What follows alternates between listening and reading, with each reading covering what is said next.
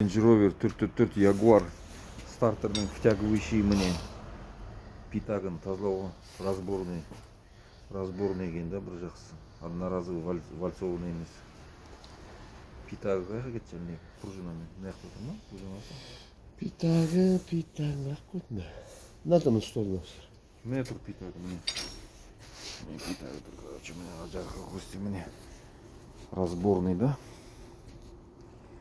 Бүйтіп шешіп алдық міне.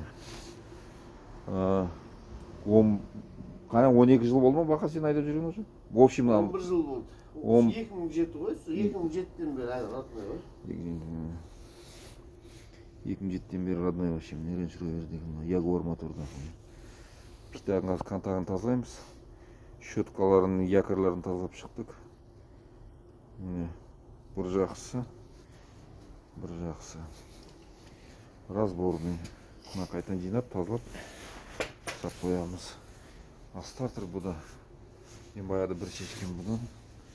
Мына жағында тығып тұрады. Мына үңгірейіп тұр ғой, үңгір боп. Сол жерде тұрады. Бұны енді біз цебін ауыстырар кезінде шынжырын. Иттің шынжырымыз, моторын шынжырын осы жақтан шешіп алдық. Шынжырларын ауыстырамыз. Сошыннан шешіп атырмыз. Қазір лобовойдың майда жүйелері қалды. Маховик, кондер, кронштейн, сосын уже болды. Крышка шығады. Сонымен шынжырын ауыстырамыз.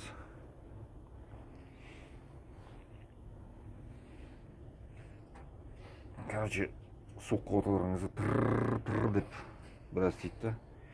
Сосын тынышталады. Натяжитель, мына жердегі натяжитель деп ойлап отырмын. Өйткені натяжителі бұларда блокқа тиетін жері бар. Соны тырылдайды. Шешкеннен кейін белгілі болады.